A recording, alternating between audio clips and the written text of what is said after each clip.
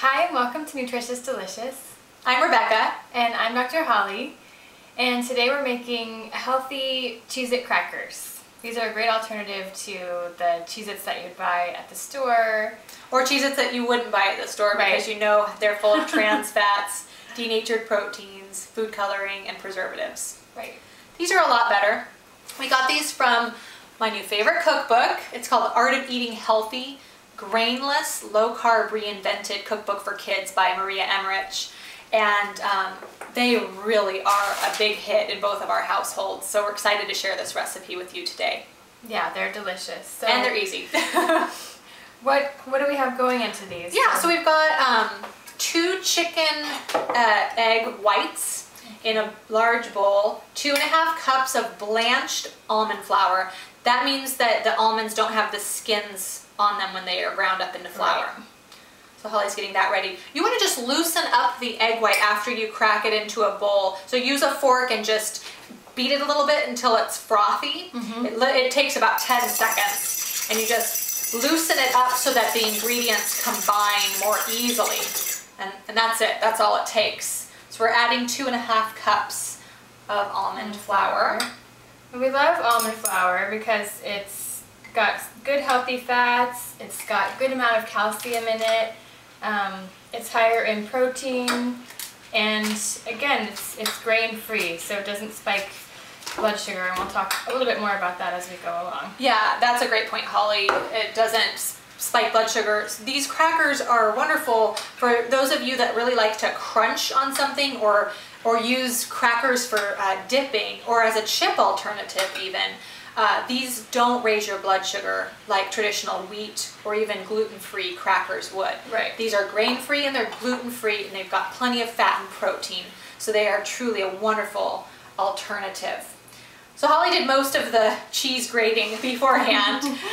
We have 1 cup of sharp cheddar cheese, and we're using raw cheese. And Holly, can you tell our listeners why? Yeah, we're using raw cheese because it still has a lot of the enzymes in it that pasteurized dairy products no longer have, which helps your body digest it more easily. It's good for your GI tract, and it's also a lot more nutrient dense.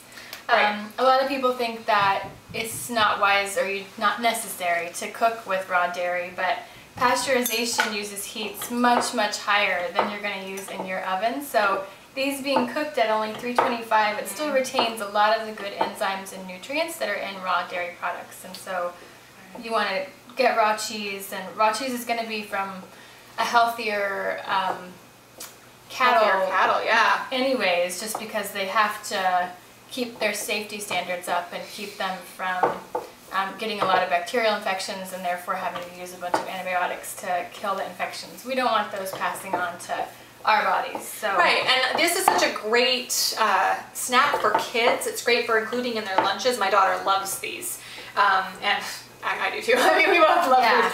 But you know, you don't want to be passing on hormones and antibiotics to your children.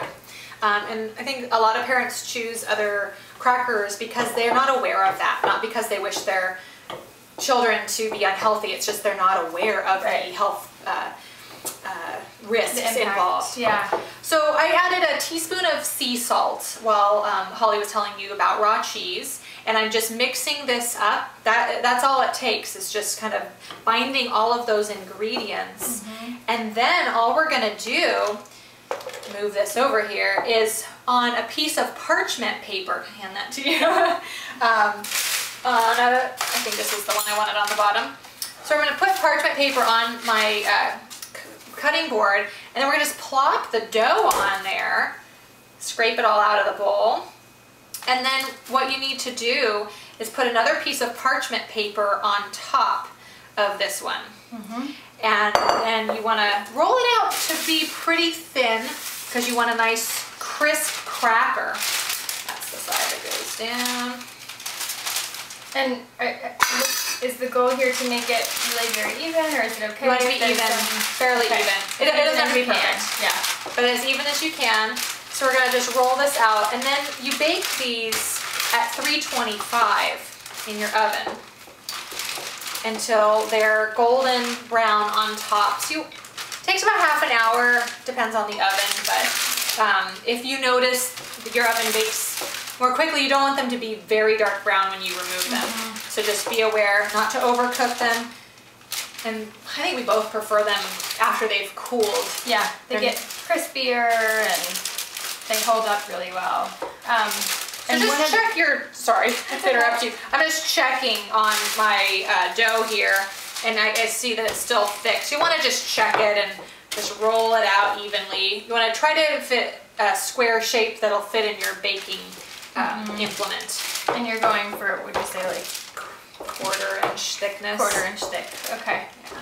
What were you gonna say? One of the things that's great about these crackers is that I've tried to make a lot of different almond meal crackers before, and typically, while they're delicious, they fall apart, and so you can use them just as a cracker, but you wouldn't want to use them as a dip. You can't spread anything on them, and these actually really hold up. So you could use them with spreads. You could dip, you know, tuna salad, egg salad. They're really pretty strong once they're cooled off. And they're really good. So I know that this isn't zoomed in, but you can see that that's pretty thin, and it's fairly even.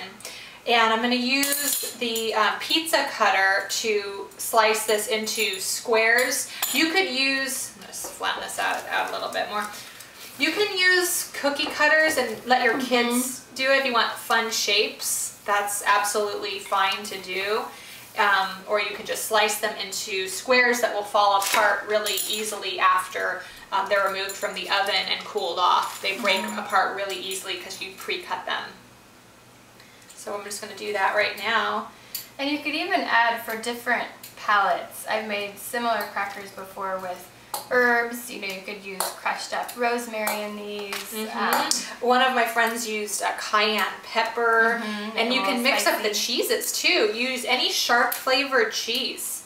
It's really fun to do. You could do it with, you know, a Parmesan or Gouda. You could use jalapeno jack. That would be good. So if you like a little more spice, you could absolutely do that. So that's it. If you want to lift that up. It's good to have a helping hand for this part. It is. So we just stick the parchment paper onto the baking dish, and then we're gonna bake it for half an hour at 325. And actually, I'm gonna grab a cracker. We only had 2 left because we just eat them so quickly. So, do you want a taste test? Yeah. And show, like, actually, I'm going to as well because I'm just hungry. Just the crispiness. Listen to this. I don't know if you heard that, but they're really crisp. Wonderful for dipping. And they're delicious. Healthy Cheez-It crackers. Enjoy. Yeah, thanks for joining us.